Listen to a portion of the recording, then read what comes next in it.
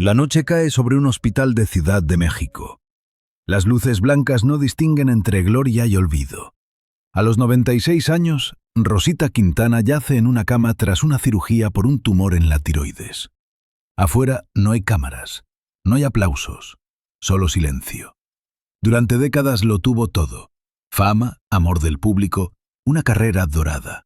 Y sin embargo, en ese final, una pregunta atraviesa el pasillo como un eco incómodo. ¿Cómo puede una mujer que lo dio todo por su hijo enfrentar la muerte rodeada de dudas? Dicen que murió en la miseria. Dicen que fue olvidada. Pero, ¿qué ocurrió realmente? Antes de recorrer su vida paso a paso, hay verdades incómodas que deben ser nombradas desde ahora. No para juzgar, sino para entender. Porque la historia de Rosita Quintana no es solo la de una estrella del cine de oro. Es la de una madre, una mujer y un final envuelto en versiones contradictorias. Revelación 1. Durante años se habló de un distanciamiento profundo entre Rosita y su hijo único. No fue un rumor pasajero. Amigos cercanos, periodistas y viejos conocidos del medio coincidieron en que la relación se enfrió con el tiempo. ¿Fue una pelea? ¿Una herida nunca cerrada? ¿O simplemente el desgaste silencioso que llega cuando la fama se apaga? Revelación 2. A pesar de ese distanciamiento, Rosita tomó una decisión que desconcertó a muchos. Lo nombró heredero absoluto de todo lo que tenía. No hubo reparto, no hubo condiciones públicas, no hubo reclamos en vida. ¿Por qué dejarlo todo precisamente a quien parecía más lejano? Revelación 3. Tras su muerte, comenzó a circular una frase brutal: murió en la miseria. Algunos la repitieron como sentencia, otros la usaron como símbolo del olvido. Pero, ¿qué significa realmente miseria cuando se habla de una artista consagrada? ¿Falta de dinero o falta de compañía? Revelación 4. La más importante. En sus últimos días, mientras estaba hospitalizada, surgieron dos versiones opuestas. Una asegura que estuvo acompañada por familiares y personas cercanas. La otra insiste en que enfrentó la enfermedad prácticamente sola. Dos relatos, una sola verdad. Y esa verdad cambia por completo la forma en que entendemos su final. Todas estas revelaciones se explicarán, pero para comprenderlas primero hay que volver al inicio, muy atrás, a una niña que aún no sabía que algún día lo daría todo, incluso cuando ya no le quedaba nada. Rosita Quintana nació el 15 de julio de 1925 en Buenos Aires, Argentina, en una época en la que el espectáculo no era un sueño respetable para una niña, sino una fantasía peligrosa. Su nombre real era Rosa Rosalía Quintana, y llegó al mundo en una familia modesta, lejos del lujo, del glamour, y sobre todo, lejos de cualquier certeza. Desde muy temprano aprendió que la estabilidad no estaba garantizada, y que la vida podía cambiar de un día para otro sin pedir permiso. Su infancia estuvo marcada por la fragilidad económica y por un entorno en el que cada decisión pesaba más de lo normal. Mientras otras niñas jugaban, ella observaba. Mientras otras soñaban, ella escuchaba. La música y el cine comenzaron a aparecer no como caprichos, sino como refugios. En la radio, en las salas oscuras, en las voces que escapaban de otros mundos, Rosita descubrió algo esencial. Había vidas distintas a la suya, y tal vez una de ellas podía ser posible. La Argentina de los años 30 no ofrecía muchas oportunidades para una joven sin apellido influyente.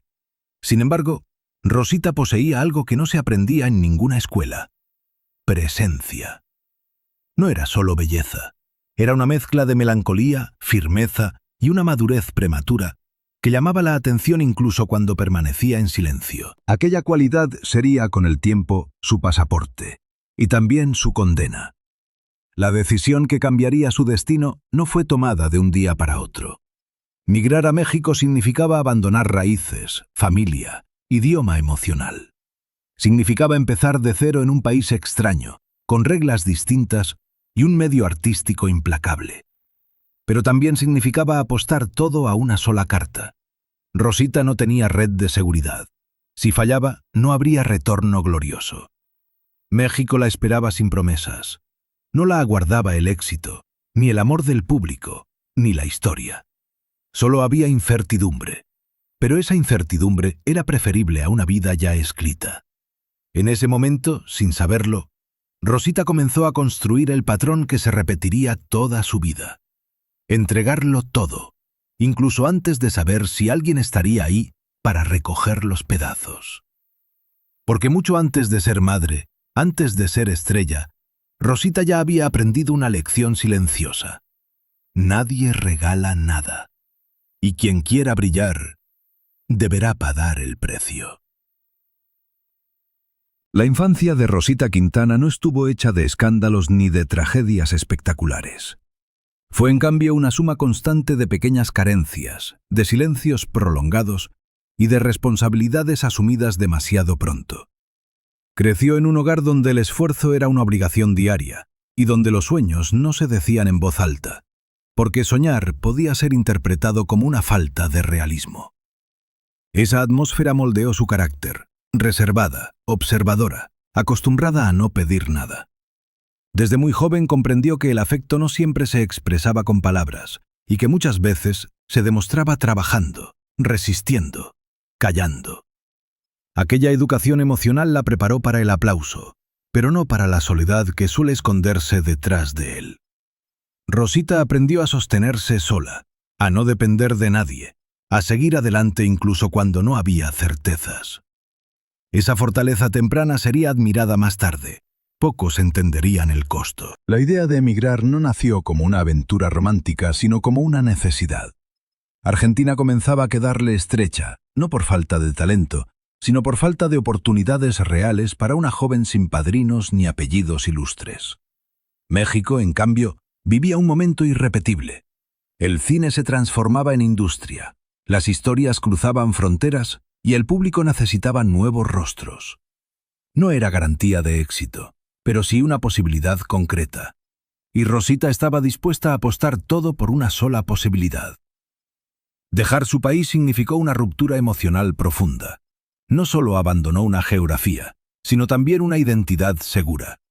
En México sería la extranjera, la que debía demostrar el doble, la que no podía fallar. Aquella presión no la paralizó, la volvió meticulosa. Cada paso debía ser calculado, cada oportunidad aprovechada. No había margen para el error.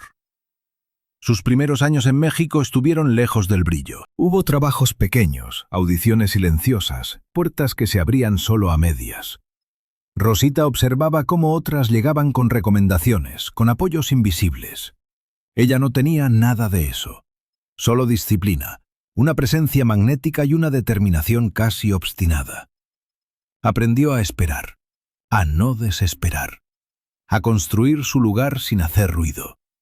En ese periodo se forjó una idea que la acompañaría siempre. El amor se demuestra con sacrificio. Aquella creencia, nacida de la infancia y reforzada por la migración, marcaría todas sus decisiones futuras. Rosita no entendía el afecto como algo que se exige, sino como algo que se entrega sin condiciones. Esa lógica funcionaba en el trabajo. Dar más, esforzarse más, resistir más. Pero en la vida personal, esa misma lógica se convertiría en una trampa. El éxito comenzó a llegar lentamente, casi sin aviso. Un papel llevó a otro. Un productor la recordó. Un director confió en ella. Y cuando el público empezó a reconocer su rostro, Rosita ya estaba preparada para sostener la fama sin perder el equilibrio. O eso parecía. Porque aunque el aplauso llenaba los teatros, no llenaba los vacíos que ella había aprendido a ignorar desde niña. Fue en esos años de consolidación cuando su carácter se definió por completo. No era una mujer escandalosa ni provocadora. Su fuerza estaba en la sobriedad, en la mirada, en la forma en que habitaba el silencio. Esa imagen la convirtió en una figura respetada, pero también en alguien difícil de conocer realmente. Pocos entraban en su mundo privado. Pocos entendían qué pasaba cuando se apagaban las luces. La migración la había enseñado a sobrevivir. El éxito le enseñó a resistir. Pero ninguna de esas dos experiencias le enseñó a pedir. Rosita siguió avanzando sola, convencida de que el amor, como el trabajo, debía ganarse. Y así, sin darse cuenta, empezó a construir una vida en la que darlo todo era una virtud, incluso cuando nadie parecía dispuesto a devolverlo. Esa forma de amar, silenciosa y absoluta, se convertiría más tarde en el eje de su mayor alegría y de su herida más profunda. Porque cuando finalmente fue madre, Rosita no dudó un segundo. Entregaría lo que nunca pidió para sí misma. Y lo haría sin medir consecuencias, como siempre lo había hecho. Pero antes de llegar a ese punto, aún faltaba el ascenso definitivo. El momento en que su nombre dejaría de ser promesa y se convertiría en historia. El Cine de Oro la estaba esperando, y con él una fama que cambiaría su destino para siempre. El verdadero punto de quiebre en la vida de Rosita Quintana no llegó con estruendo, sino con una oportunidad que parecía modesta y que, sin embargo, lo cambiaría todo. En los años 40, México vivía el auge irrepetible del Cine de Oro. Estudios trabajando día y noche, actores convertidos en mitos, historias que cruzaban fronteras y moldeaban la identidad de todo un país. Entrar a ese mundo no era solo conseguir un papel, era aceptar una transformación total. Rosita lo entendió desde el primer momento.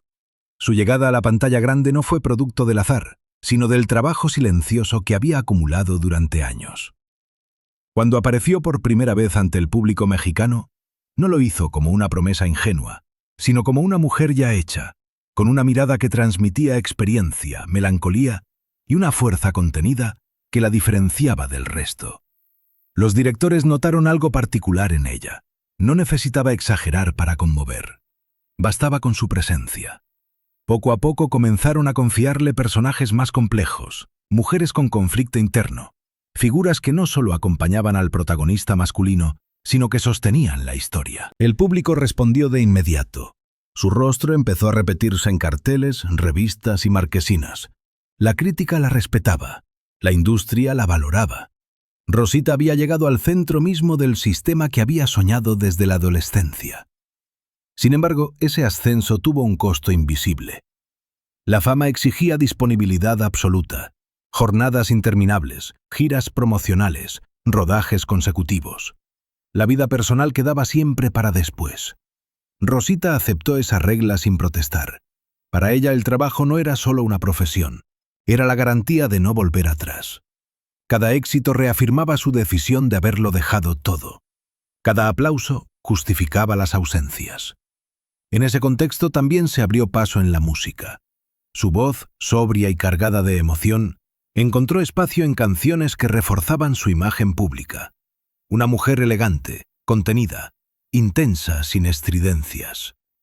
Aquella dualidad, actriz y cantante, la consolidó como una figura completa del espectáculo. Pero mientras su carrera crecía, su mundo privado se volvía cada vez más reducido. Rosita no pertenecía al grupo de estrellas rodeadas de fiestas y excesos. Su soledad era distinta, más discreta, casi invisible. Se refugió en el trabajo como otros se refugian en el alcohol o en el ruido. El cine la necesitaba, y ella necesitaba al cine. Esa relación simbiótica fue, durante años, su mayor sostén emocional. Fue en medio de ese éxito cuando llegó el amor que parecía prometer equilibrio. Un matrimonio, un proyecto de familia, la posibilidad de una vida más allá de los estudios. Para muchos, aquello representaba la consagración total. Carrera sólida, prestigio y estabilidad emocional. Para Rosita, era también la oportunidad de volcar todo lo que había contenido durante tanto tiempo. Cuando nació su hijo, su prioridad se desplazó de forma inmediata y definitiva. A diferencia de otras figuras de la época, no delegó la maternidad ni la vivió como un accesorio. Para ella, ser madre significaba dar sin reservas, proteger, sacrificar si era necesario. Y si había aprendido algo a lo largo de su vida, era justamente eso, sacrificarse. El Cine de Oro continuó ofreciéndole papeles, reconocimiento y estabilidad económica. Pero algo comenzó a cambiar. Cada decisión profesional empezó a filtrarse por una nueva pregunta. ¿Esto afecta a mi hijo? Rosita redujo apariciones, rechazó proyectos, reorganizó su vida en función de esa relación. No lo vivió como una renuncia amarga, sino como una elección natural. Nadie podía imaginar entonces que esa entrega absoluta, tan celebrada, sería con los años reinterpretada como un error. En aquel momento todo parecía en orden. Rosita seguía siendo respetada, admirada y querida. Pero el ritmo frenético del cine ya no era el centro de su mundo. Había entrado en una nueva etapa, más íntima, más silenciosa, donde el aplauso comenzaba a ceder terreno frente a una palabra que ella consideraba sagrada: familia. Lo que aún no sabía era que, al igual que con la fama, el amor también podía ser inestable, y que el precio de darlo todo, una vez más, sería mucho más alto de lo que jamás imaginó. El amor llegó a la vida de Rosita Quintana en un momento en que su carrera parecía sólida y su nombre ya no necesitaba presentación. No fue un romance escandaloso ni una historia construida para las revistas. Fue más bien una relación discreta, casi austera, acorde con la manera en que ella entendía los vínculos, sin alardes, sin promesas ruidosas, sin exhibiciones públicas. El matrimonio representó para Rosita algo más profundo que la estabilidad emocional. Era la posibilidad de anclar su vida a algo que no dependiera de taquilla, contratos o aplausos. Durante un tiempo esa ilusión pareció cumplirse. Cuando nació su hijo, el centro de su universo se desplazó de forma definitiva. Para Rosita, la maternidad no fue una etapa más, sino una identidad total. Toda y lo que había aprendido sobre sacrificio, entrega y resistencia se volcó en ese vínculo.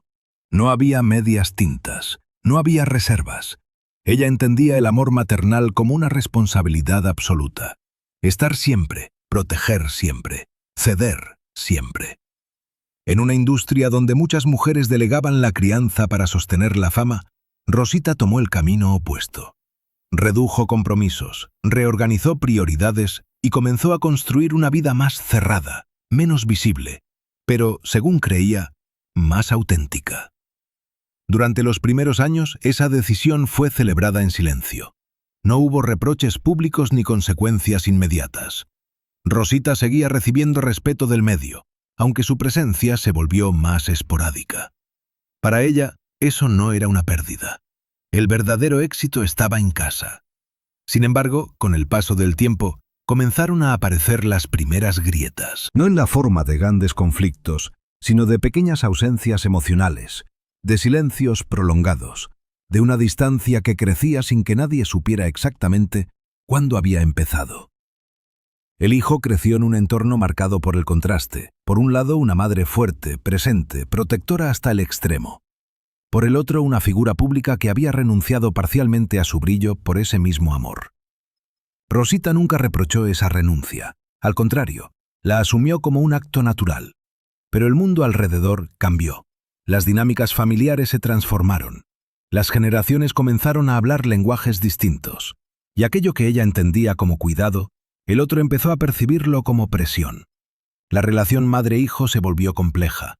No hubo una ruptura abrupta ni un evento puntual que marcara el quiebre. Fue un desgaste lento, casi imperceptible. Rosita seguía dando, pero ya no recibía lo mismo a cambio. Las conversaciones se acortaron. Las visitas se espaciaran. Las decisiones comenzaron a tomarse sin consultarla. Para alguien que había construido su vida alrededor de la entrega total, ese cambio fue difícil de procesar.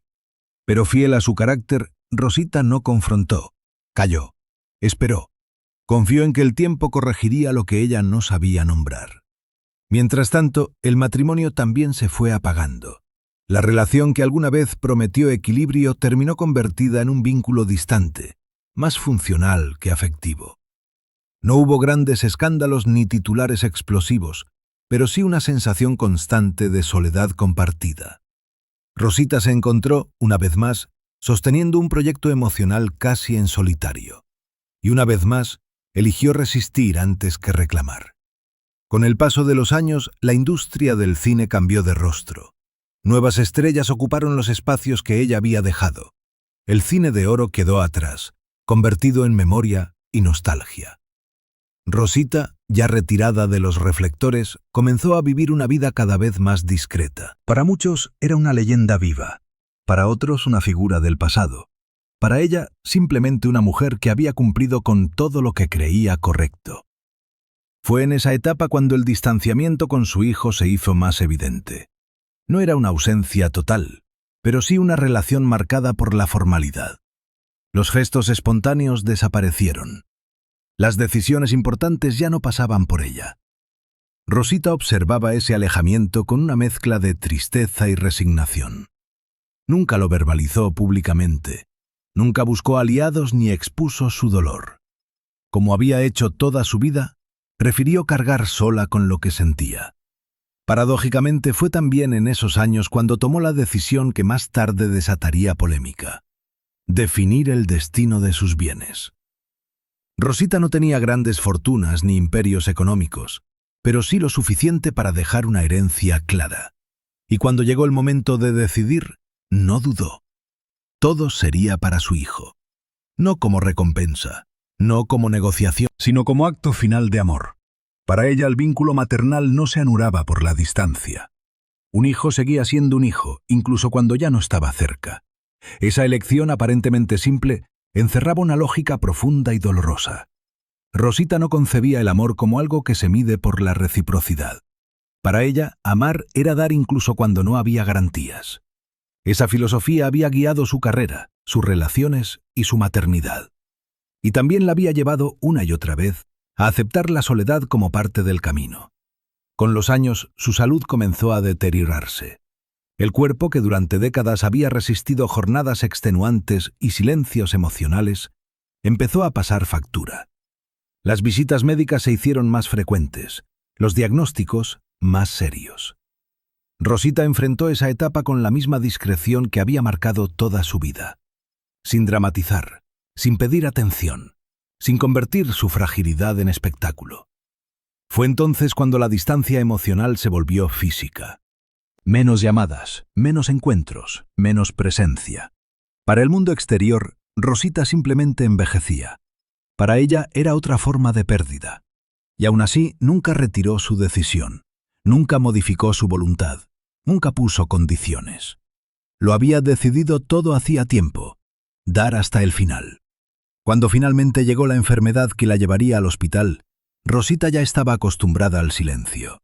No sabía, nadie lo sabía, que ese silencio se convertiría, tras su muerte, en el centro de una controversia pública, que su historia sería reinterpretada, que su entrega absoluta sería leída como tragedia, y que la pregunta que ella nunca quiso formular en vida resonaría con fuerza después de su partida. ¿Quién estuvo realmente cuando más lo necesitó?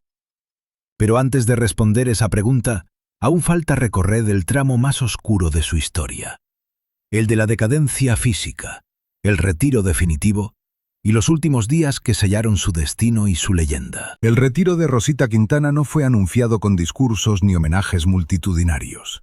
Ocurrió de manera gradual, casi imperceptible, como si ella misma hubiera decidido borrarse poco a poco del escenario para no incomodar a nadie con su ausencia. No hubo una última gran película ni una despedida oficial, simplemente dejó de estar. Para el público fue el paso natural del tiempo. Para Rosita fue una renuncia silenciosa que aceptó sin dramatismo, convencida de que ya había cumplido con su parte. Los años avanzaron y con ellos llegó una vida más cerrada, más doméstica, marcada por rutinas simples y por una salud que comenzaba a mostrar señales de fragilidad.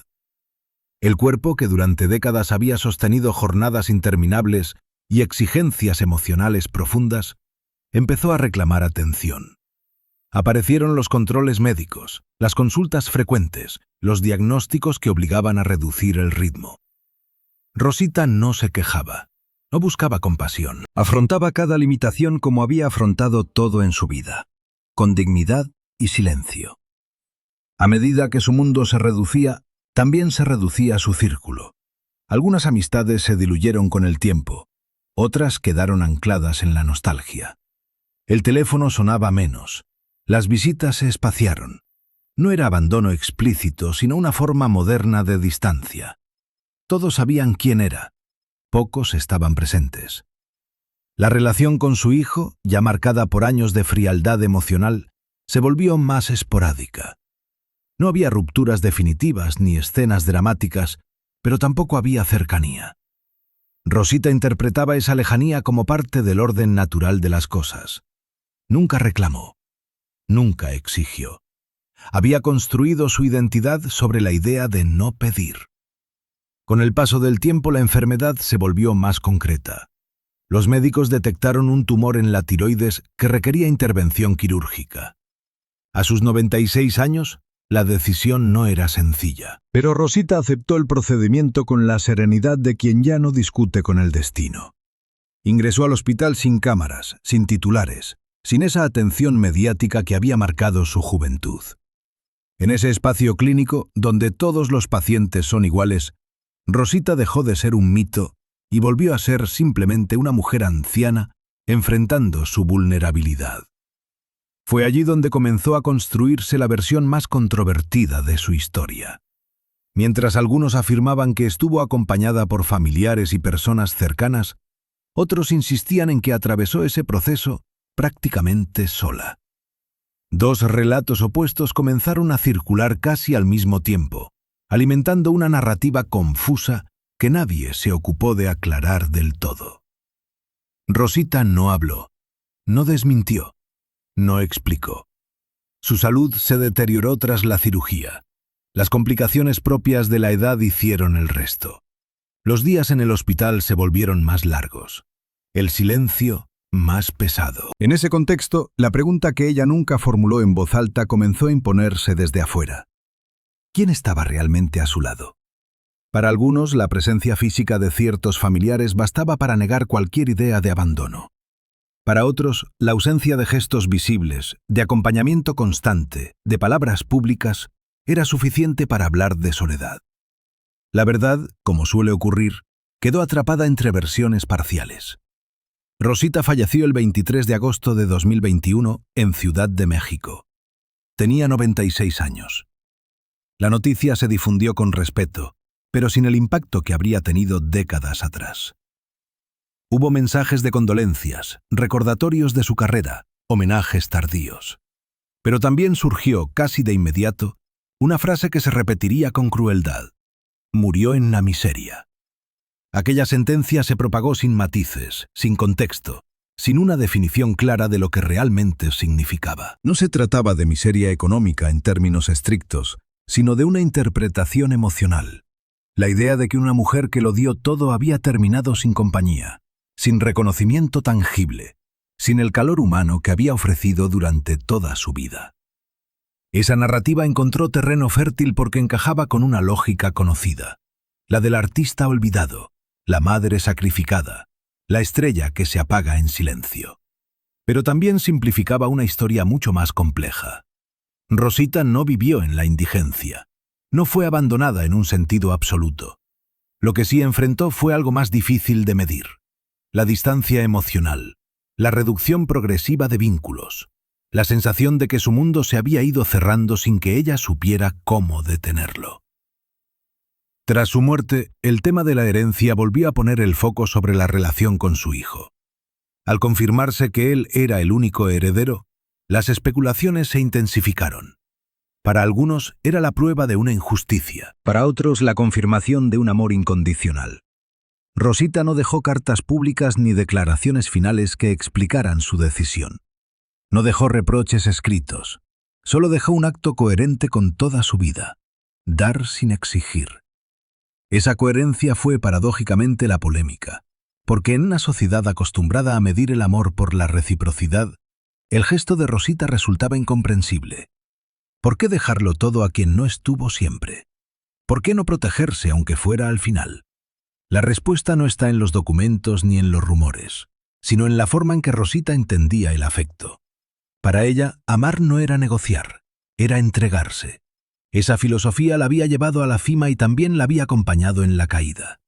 En sus últimos días, mientras el debate comenzaba a gestarse afuera, Rosita se apagó sin intervenir en su propia narrativa. No corrigió versiones, no defendió decisiones. Dejó que el mundo interpretara su historia a su manera. Tal vez porque ya no tenía fuerzas. Tal vez porque nunca le importó controlar el relato. O tal vez porque, en el fondo, había aceptado que darlo todo implicaba también perder el derecho a reclamar. Su muerte cerró una vida marcada por la entrega absoluta y abrió, al mismo tiempo, una pregunta que aún incomoda. ¿Hasta qué punto el amor sin límites protege y hasta qué punto condena? La respuesta no es sencilla, y para encontrarla es necesario volver a las revelaciones iniciales. Separar rumor de hecho, emoción de realidad, porque solo entonces será posible entender qué ocurrió realmente en el final de Rosita Quintana, y si la palabra miseria describe su destino, o solo nuestra incapacidad para aceptar una verdad más incómoda. El final de Rosita Quintana no puede entenderse sin regresar, una por una, a las revelaciones que se anunciaron desde el inicio. Porque solo al desarmarlas con cuidado es posible separar la emoción del hecho, el rumor de la realidad, y comprender por qué su historia sigue provocando incomodidad incluso después de su muerte. Rosita falleció el 23 de agosto de 2021 en Ciudad de México, a los 96 años, tras complicaciones posteriores a una cirugía por un tumor en la tiroides. No hubo misterio médico ni circunstancias ocultas.